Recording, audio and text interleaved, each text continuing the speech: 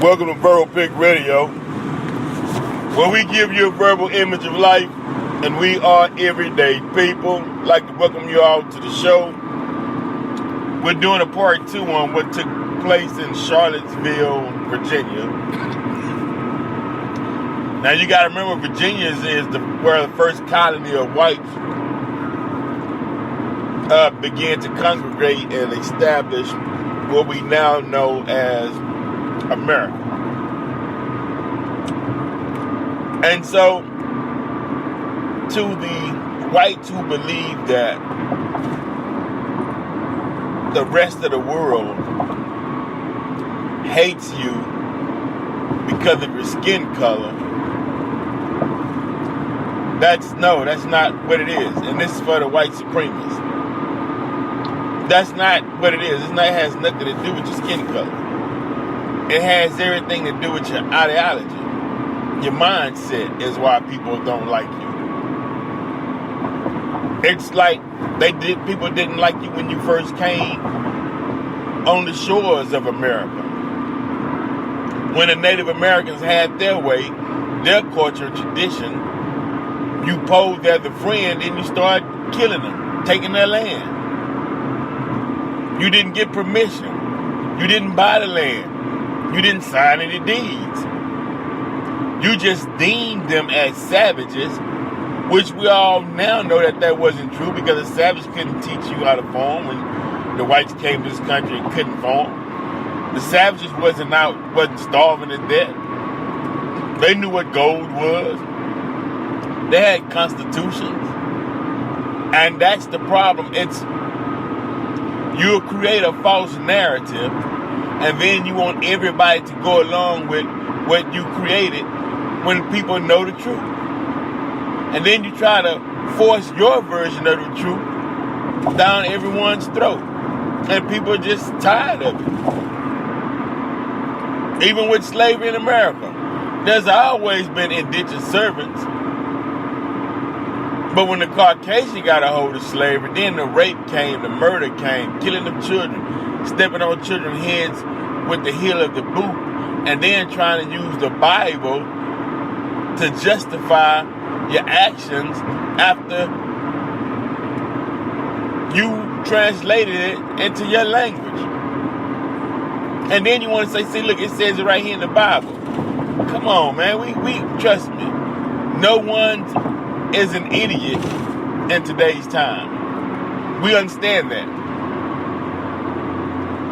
So don't think that you being picked on just because you're white. People can go in any books and read your history. They know you've been to war with every country on this planet. Just about. From China to Mexico to Africa, you name it, to the Philippines. You were over there fighting against the indigenous people that was already there before you came up out of the Caucasus Mountains.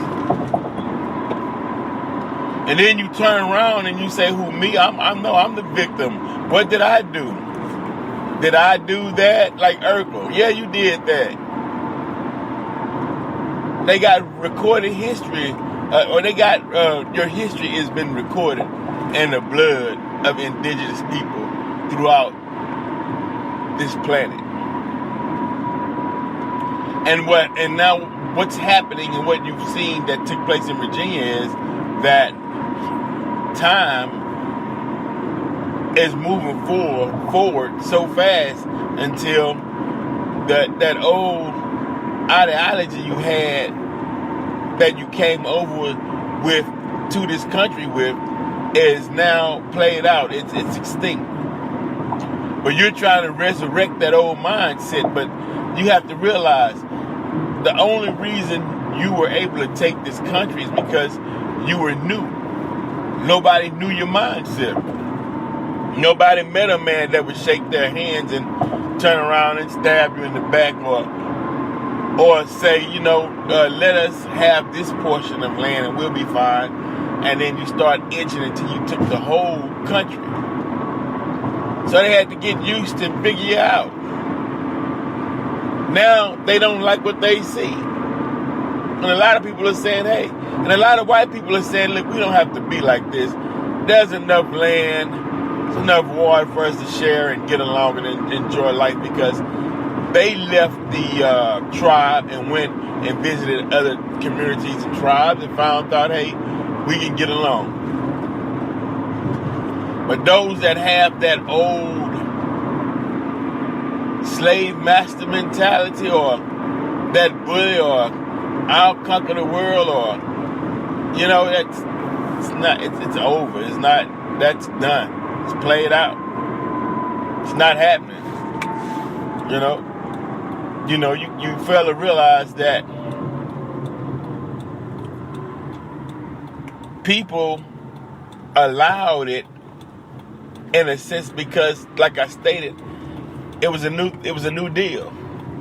It was a new characteristic of human being which no one had known before, because you have to remember that Europeans were separated from the rest of the population. They all started off in Europe. They didn't start off in Africa.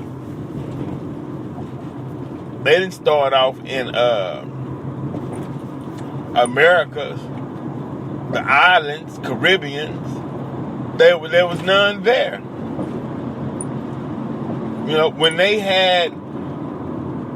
got sent to the Caucasus Mountains, and they came back out of the Caucasus Mountains with a percentage of knowledge and started conquering the world, they were a new people.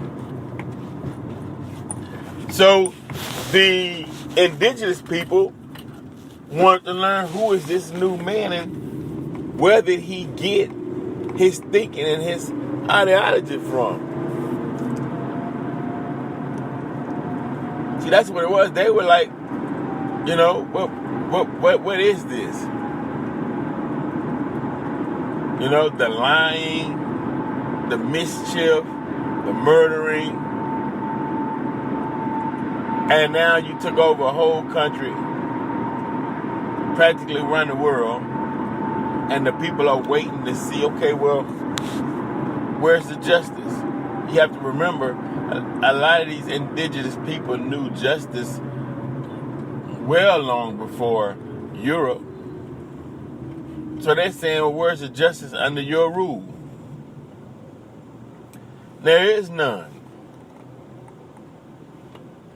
And then, so the first thing was, okay, well, look, we'll spin the narrative and say, hey, we had to do this because, make ourselves look as though we were the victim, and we had to take these extreme measures in order to protect ourselves. Okay.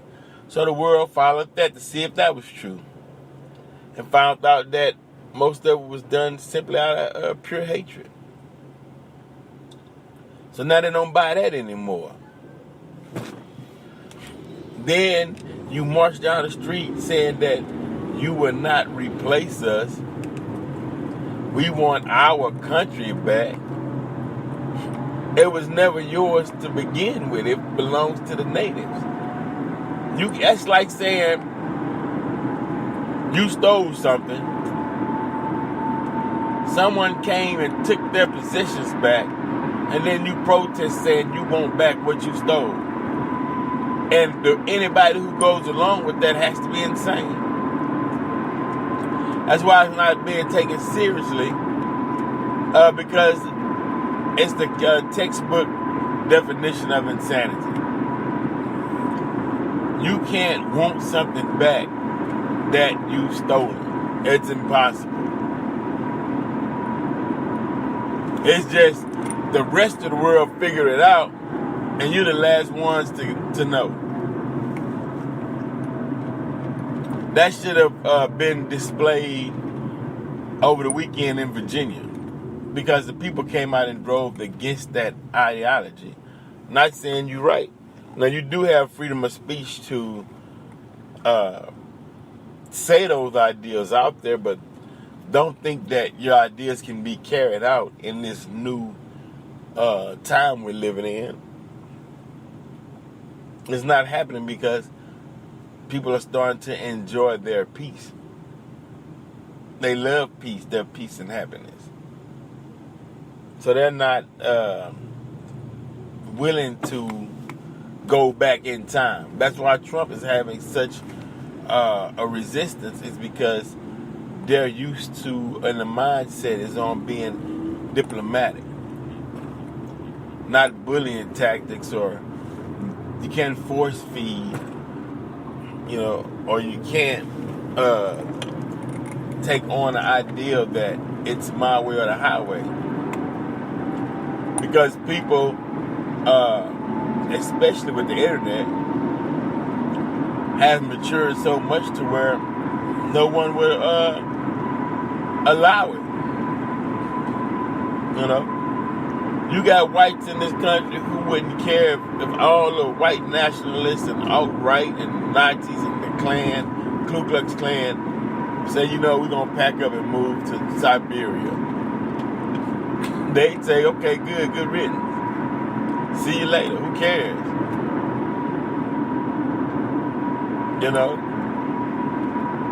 We heard the chant. You will not replace us. And it's like nobody's even thinking about you. Who cares? Just don't come bother me is the sentiment. No one was denying their freedom of speech right at all. And the counter protesters had a right to be out there as well, freedom of speech. Why you think that the police officers took so long to get engaged? Now, had it been counter black protesters, they'd have been out with the riot gear and they would have really been on. The fight wouldn't have went on for that length of time. That I can tell you. So it's funny to see the different mindsets of how they're trying to explain themselves and what actually took place. We were minding our own business and the counter protesters started hitting us with sticks. They're the violent ones, and when you got a history of murder and you trying to call another group violent, the people know your history. They know the things that you've done and what you said, and they remember James Byrd, and they remember all the atrocities that were plagued upon black people in America. And the Klan never apologized. And then you want to claim victim like you were attacked. But you can't go back and wash that stain out. The minute you say Klan, people are on the defense. Get back, here comes some killers, here goes some murderers. Let's defend ourselves.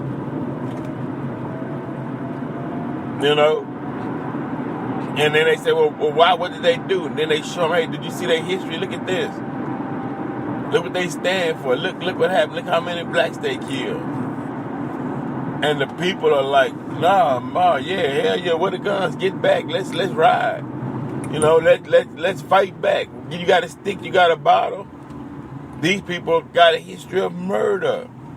Because you're going under the title of a murderous people that can be verified. Bombing churches and government buildings and whatnot. We know what you're capable of doing, and so no one is going to let you get the jump on them. That's what you have to realize. No one is going to let you get the jump on them. It's not happening. People are ready and prepared.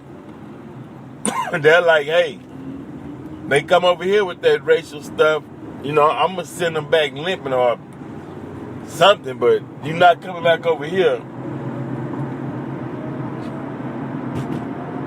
I wouldn't turn my back towards them. People don't trust them to be in their presence unless they think like them. And that's another thing. It's not that many left to even think. That little line, they thought they really had some, those not numbers. And the counter protesters dwarf that.